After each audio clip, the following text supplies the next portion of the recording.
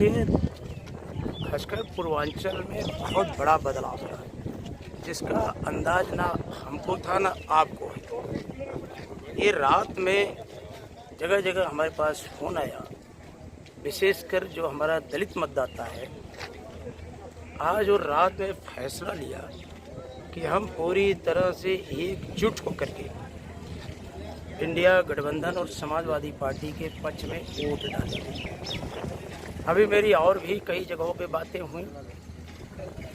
पहले लोग बड़ी भाग दौड़ करते थे, मुझसे कहे विधायक जी वोट डालने दीजिए। सब लोग लग करके केवल वोट डालने में लगे हुए हैं। जो पिछड़े हैं, दलित हैं, अल्पसंख्यक हैं, अगड़े में जो समाजवादी सोच के हैं, जो बेरोजगार नौजवान है, जो कुंठित था, उसे एक आशा की उम्मीद इंडिया गठबंधन दिखाई दे रहा है। जो किसान है, मजदूर है, व्यापारी है, बुनकर है, जो घनघोर निराशा में थे, जिनका भविष्य खासकर उत्तर प्रदेश की पुलिस की परीक्षा का पेपर आउट कराना, ये मान लिया गया कि उत्तर प्रदेश की सरकार नौजवानों के सपनों को तोड़ने का काम कर रही है। अगर हम एक पेपर नहीं, कई पेपर आउट हुए।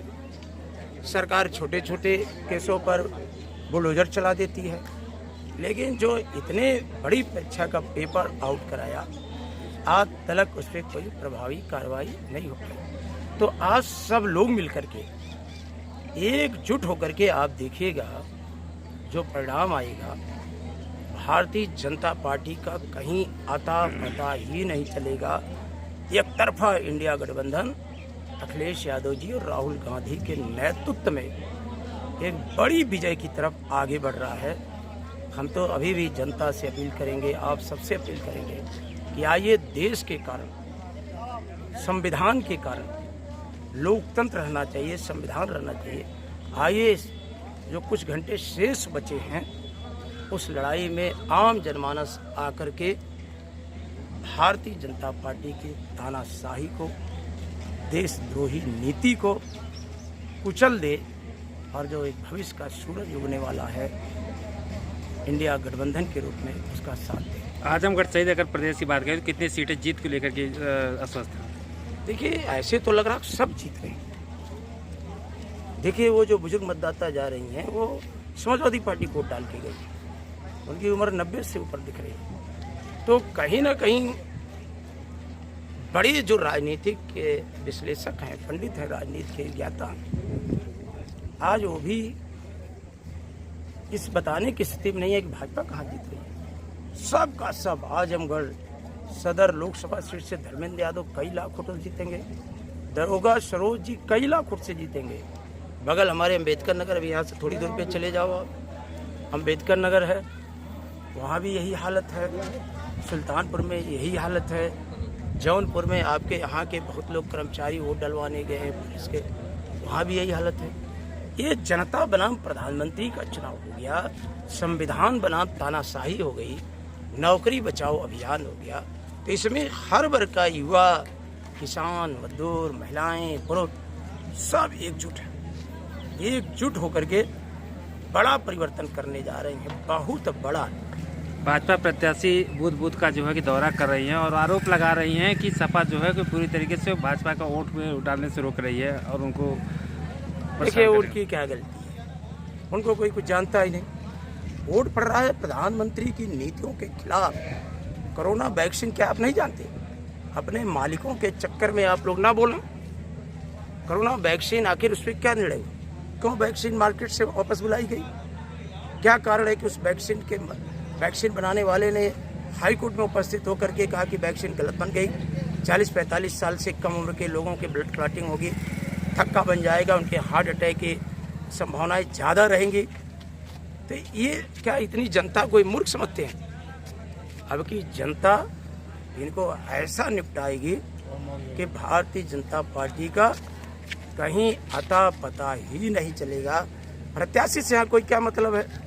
ये देख नहीं रहे हैं कि कैसे कैसे लोग ढो ढो के एक मतदान में सहयोग कर रहे हैं। मतदान भी बहुत प्रतिशत बढ़ेगा।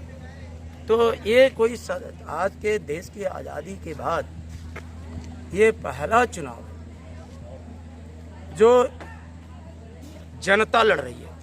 हमने वो 77 के कार्यकाल नहीं देखा था, लेकिन अपने जीवन का, मुझे भी 3 बार विधायक बनने का अवसर मिला है, मैं अपने जीवन का ये पहला चुनाव देख रहा हूँ जहाँ जनता चुनाव लड़ रही है अपने बेटे को नौकरी के लिए, सस्ता इलाज के लिए। महंगाई की मार से जो जनता परेशान है, आए दिन परीक्षा का पेपर आउट हो जाने से जो युवा कुंठित है, आज वो अपनी जिम्मेदारियों का निर्वहन कर रहे हैं। वो पूरी मुस्तैदी के साथ इस लोकतंत्र के महापर्व में भाग ले रहे हैं और मैं तो बहुत उम्मीद रखता हूँ कि इतना बड़ा परिवर्तन पूर्वांचल की सरजमीन से हो रहा है जिसकी उम्मीद माननीय अखिलेश यादव जी को भी नहीं थी, इंडिया गठबंधन को भी नहीं थी। हम सब की सब सीटें जीतने जा रहे हैं। अब तो आज हमने विज्ञापन देखा कि बनारस में भी धर्म को आगे कर करके कुछ कार्यक्रम आयोजित हो, क्योंकि जनता निराश है। जनता आ नहीं रही प्रधानमंत्री जी को सुनने, लोगों के मन में कुंठा हो गई। आज आप देखिए इतने बड़े चुनाव में सिर्फ और सिर्फ महंगाई, भारत का संविधान कैसे बचे, भारत का लोकतंत्र कैसे बचे, संस्थाएं कैसे बचें, जो हमें आपको नौकरी से इज्जत मिलती है।